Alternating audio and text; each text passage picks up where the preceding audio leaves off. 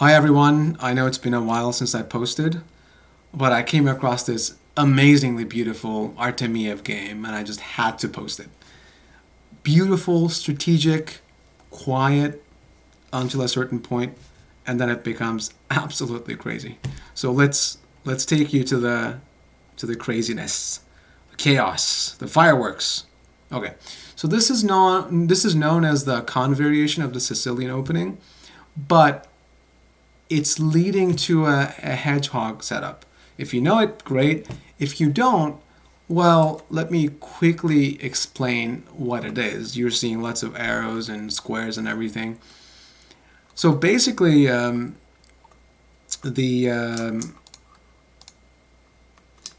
okay, the red pawns here are covering all of the pushes white might have, like the green arrows indicate.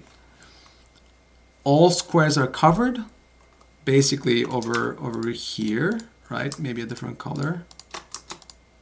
I'm not good at arrows, am I? But you get the idea. This fifth horizontal, the fifth rank, is completely covered by all of these red pawns, and white has a lot more space and lots more maneuverability behind those pawns.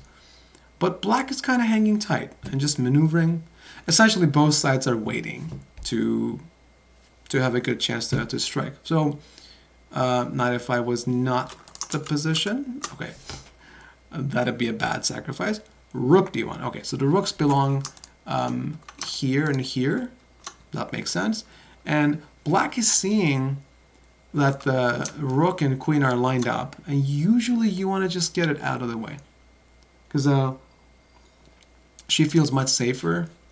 Sometimes the queen even slides here, and with the bishop, queen just exerts pressure down this way, like that. But mostly it's out of the C line, it's out of harm's way, very happy there. Okay, good. B4. And now sometimes there's B5 or C5 or A4, A5. It depends on the type of position and what black goes for. So what to do with black? I encourage you to just sit and think about it. Just pause the video if you have to. What would you do? Okay, you're very passive, but you're also very solid. So what to do? There's a lot of plans. Notice sometimes it doesn't look like that right now, but this b6 pawn is a bit weak. It's a bit loose. Sometimes the queen will slide over here.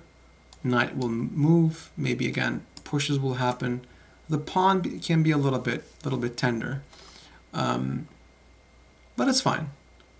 Other weaknesses are easier to cover. But what to do? So Artemiev played rook e8. I've also seen games where, well, there was a famous Fischer game, right? He played king h8, rook g8, then g5, g4, believe it or not. And remember what I told you about the queen and bishop lining up? So a lot of pressure down this, on these pawns, basically, the light square phalanx white has, right? Another plan could be what Artemiev played. You'll see what unfolds in a second. Bishop f1, and this bishop is actually quite good on this square. It's out of the way of white's pieces. Sometimes the queen slides over, like I said. So bishop is actually best on f1, quite strangely. Interesting, right? Both sides are maneuvering. Of course, the bishop is headed here. Knight b3. Like I said, you're harmonizing your pieces in such a way that pawn pushes will make more sense with the pieces working together. So bishop c7, like I said, so the bishop went this way, and now maybe d5 is an idea, right? If d5 happens, suddenly the queen now collaborates with this bishop, not this one, down this way. So does d5 work? Well, maybe. So if white is careless, maybe a4, d5. Black is dying to make that push, by the way. And if it comes with tempo on this pawn, notice it's hanging. Like if you do this, I can take the pawn right now if I want, or I can take here first. And then if white takes again, there's a lot of unspeakable things I can do, starting with this one here. And the game can go on. But black is doing extremely well here. Okay. So to address this, white plays this way here. White plays this way. So now d5 doesn't make any sense because white takes first and then takes the pawn. It's just a free pawn. Take, take, take. It's covered 1, 2, 3 times. And it's attacked 1, 2 times. So black can't take it back. And what can I say? White is close to winning. Okay. Bishop f4. Bishop f4. Now we can't play d5 anymore. And not only that, our pawn is hanging, right? This pawn and this pawn, we said it's a bit weak. If you just sleep on the wheel, white will just take it and enjoy the pawn advantage. And let's see if this trick works, right? So my idea is bishop takes, and maybe knight will move, and the rook will be unleashed on the queen, something like this, right? And normally it'll work, but there's a couple of issues. So one is you can just take. I take, you take, you take, or I take. I don't know who's I, who's you anymore, but you do a rough count, and what happened? We won. Well, white won a pawn, right? This pawn's extra. But the real problem is this pawn is really extra. c5, and the pawns are just rolling, and black is in a lost position almost. So maybe there's something even better, right? e5, for example. I guess this works too. So doesn't work. Can you see the only move to cover the weakness? e5, for example. e5 isn't desirable, by the way, because you really weaken everything, right? You weaken this square, you weaken this square. You don't want to do that. So knight e5. And I'm going to continue now that the opening is over. Middle game was lots of maneuvering. These pawns look kind of strange, but actually black is fine. Black got rid of a weakness, if anything. The backward pawn on d6 is a bit better, but now they're blocking the bishops. So you can't have everything in chess and life. And white gets in the desired c5 push. This push happens. Okay, I'll go a bit quicker because people, Artemiev and Mikhail are just maneuvering. So bishop a7, game's about even. Just want a5. Well, you're trying to, with this move, you're trying to unleash your bishops. Queen back. Maybe could it be taken? Maybe knight d7, right? It becomes really crazy. Take. You have to calculate, right? Take. Okay, oops, didn't work. All right, let's go back. White played more conservatively. Queen e1 makes sense. Everything is kind of covered, right? Take. And there's a lot of maneuvering here. I'll go a bit quickly. Okay, and it's starting to be really hectic very soon. So white just grabs a pawn, right? Did black blunder the pawn? Is anything happening here? So black to play, what would you do? Pause if you want to. What to do? Now, when you're looking at candidate moves for tactical ideas, you should first look at unprotected pieces, right? Loose pieces.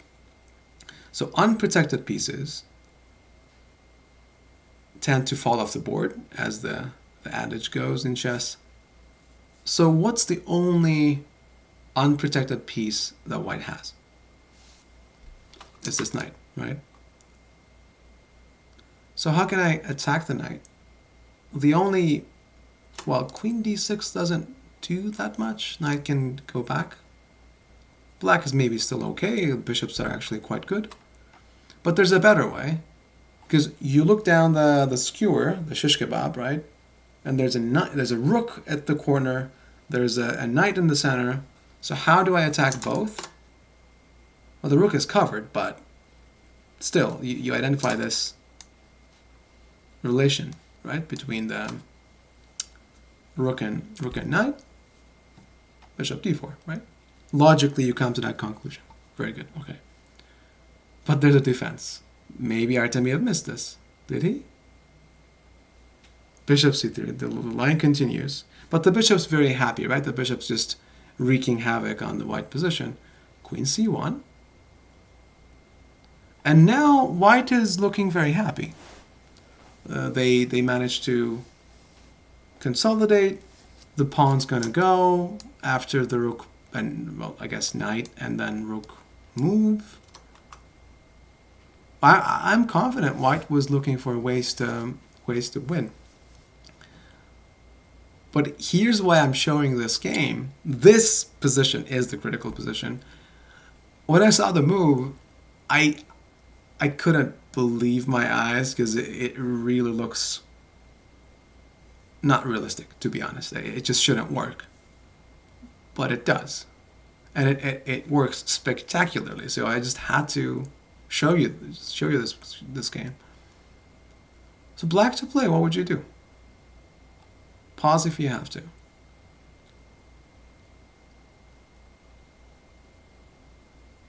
Now, we said unprotected pieces are a top candidate. In this position, are there any? No, but okay, the queen's unprotected, but the moment we move the bishop, say this way, white can take. This is an important variation. Black takes. Everything's equal. Bishops are a bit better, but black doesn't have a decisive advantage. Okay. And how else can we attack the lady here on c1? Lady? That's the lady. Bishop takes e5 comes to mind, but now it's a worse line. We just lost the exchange, looks like, right? Didn't work. And anything else, bishop here, we just hang the rook. Okay, it doesn't work. So this doesn't work. But in any given position, we look at checks and captures first, right? So okay, we looked at some captures, doesn't work. Are we missing a capture? Knight takes e4, right? This can't work. Should be your gut feeling. But unless you've seen it until the end, just look at it a little bit. Does this work? Calculate. Okay, if you've taken a second, let's do it together. So white played in the game knight d3, and I'll show you how the game went. But what remained behind the scenes is spectacular. That's why I'm showing the game. So I was thinking, okay, just take. What's the big deal? Okay, bishop take. But then we hung the rook. So how can this possibly work? We're down a whole rook. White king's okay. So what's the compensation? This bishop is glued, or the queen is glued to the bishop, right? No. Queen h4. And I was looking at it with the engine. Queen takes. Well, black gave up everything, right? Black is just left with queen and bishop, and yet it's enough to win the game. It's actually, believe it or not, mate in 4. So, well, bishop's hanging too, right? We can just take it. Check. Here, mate. Okay. If you can't take the bishop, right? Well, I want mate here. Okay, how do you cover that square? If h3, check, here, here. Okay, so now we get the point, right? There's a double checkmate threat. One on this square, one on this square. Let me clean some arrows here. You can't defend both. Game's over. Again, let's go back. Absolutely beautiful. You give up the rook and then the bishop, and yet you're just completely winning. Knight and then bishop and then rook, right? You give up everything. So white saw this again. Boom, boom. Sorry, boom. If you take, right? Boom, boom, boom, boom, boom, boom, boom, and black wins. Nothing you can do. Oh, g3, by the way. We have to cover g3, right? But it's not that hard. King g1, bishop d4, right? King f1, and this looks like mate to me. Really, really nice. Going back, white had to play knight d3. Couldn't take. Can't take the knight.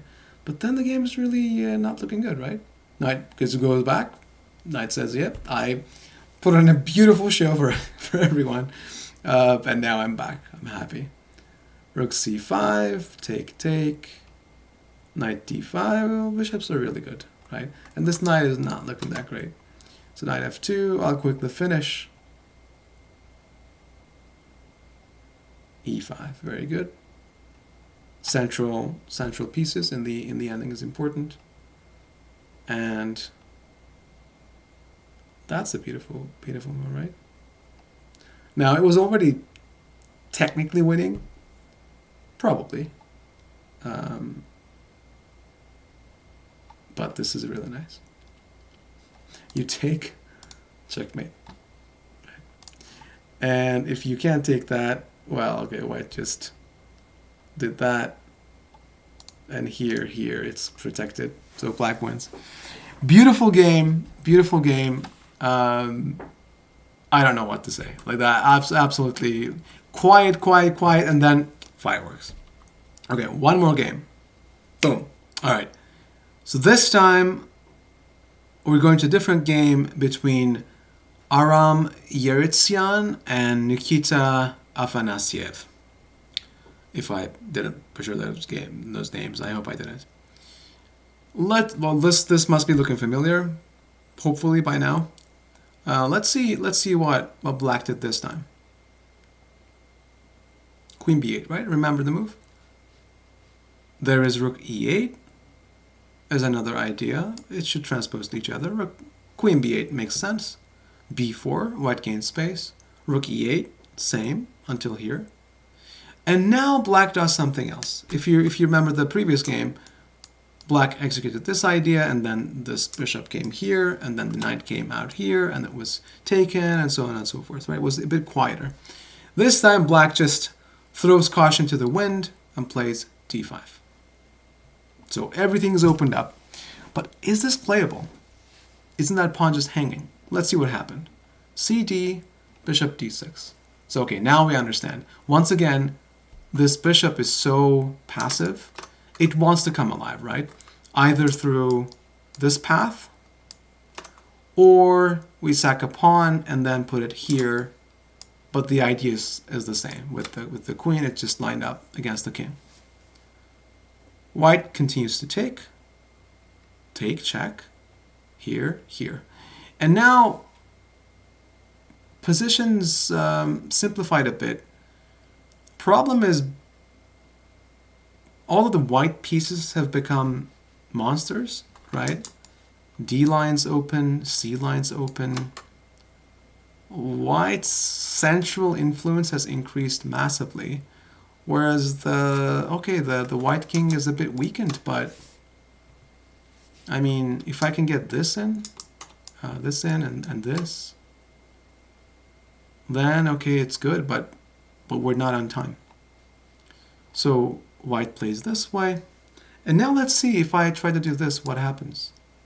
White can just take, check, here, check. Problem is, so by the way, don't do, who blundered this? Ivanchuk, was it? I think it was Ivanchuk. This kind of mate happened in a Deep Blue game, I believe. You can write in the comments, people will recognize this. So don't blunder mate. And here, this is okay though, because this is not mate anymore. You can do that. I was thinking bishop f4. What's wrong with... Oh, it's a double check. Okay, yep, I'm blind. It's a double check, so we have to move the king. It looks a bit scary, but king g1 is actually fine. Take, take, take, take. And if you count the material, white has rook, knight and bishop versus queen, but the queen is so passive. And it's not easy to activate her, because like this way isn't working because the bishop's hanging. You can take here, but rook d1, now checkmate is threatened. The rook c8, bishop d4. White's activity is just killing black, so it doesn't work. So if this doesn't work, then what can we do to be active? Okay, black just chooses a passive way, and well, passive and objectively best way. But notice this really isn't working because of this check, unleashing the queen, and then we take the pawn and queen and we win, right? So f4, and this is how it goes, right? Black creates a threat, white addresses it. In the first game, a bishop came to the f4 square, and this time it's a pawn. It's not a coincidence, right? That this diagonal is crucial in a lot of hedgehogs. Okay, f4, so maybe e5 is threatened, right? But black ignores it, e5 happens, take, take, take. So black sacrifices a piece. And yet, it's really double-edged. White actually lost some of their advantage, according to the computer. It's razor sharp right now. Queen e1 makes sense. The queen was, again, whenever the queen was lined up with the rook, we tend to move it away, unless there's anything else pressing. Okay, black just moves around very nicely. Black's very active. Bishop once again parks itself on the g3 square. And suddenly we see some congestion on the e-line, right? These guys are just ripe for the taking. Rook d3, bishop c8, queen back. And everything just flowing into the position. Take, take. Take, take. Bishop g5. And now f6 would be good, according to the engine. But black played this way, which makes sense. Sometimes you want to give this check and do crazy things to the king, right? Knight e3, bishop back, knight f5, rook e1. And now, once again, I'll ask you to stop the video. After take, take, which way is good? Queen takes e1 or knight takes g3? Pause the video and think a bit. Okay, if you thought about this, the right answer is not that. Not this one. The right answer was this one. And it would be about equal. It's an imbalanced position. The queen, a queen and bishop, right, against two knights and rook. Computer evaluates this as about equal. There's also this threat. Very, very important threat. If f6 is played, this doesn't work anymore, right? This makes sense. Bishop e3. White's harmony is not the best, but actually it's hard to make progress with black. Like, what do you do? If you try to activate, which you want to do, you're hanging this pawn. Queen e1 maybe. This all makes sense. King g1, queen a1, and bishop c5. You can take, but then there's check. White has enough for the queen. So this would be the right way to continue. Again, so here, knight g3 would be correct. But white took this way, which was a blunder. A difficult choice, but also they were getting close to the time control. It's move 35. I am guessing they were short on time. And the game is now heavily favoring black. So let's see how the game continued here. And by the way, if you go to the corner,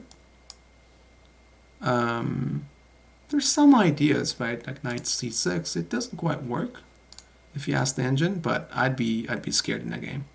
So black chooses the safer move, king f8, knight c6, queen c8. Okay, what's going on here, right? Take. So all of those exchanges, and unbelievable, but material is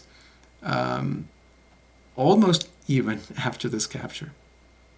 Black is up just one pawn, and yet with the two bishops, that's enough to win the game. f6, check. The king joins the battle this way, and the bishops are just too strong. So this way, we're trying to create a passer on the queen side, right? Somehow we'll force the pawns. f4, and okay, there's nothing to do. Boom, boom, boom. Let's skip to the end. Black takes one more pawn, and white resigned in a few moves in this position. So to summarize, we saw two games, two very different plans, but these two games demonstrate how a seemingly quiet and peaceful line can absolutely turn into magical, beautiful, powerful fireworks. Hope you enjoyed it. If you like it, please subscribe. I'll look at more hedgehogs in the future. Peace.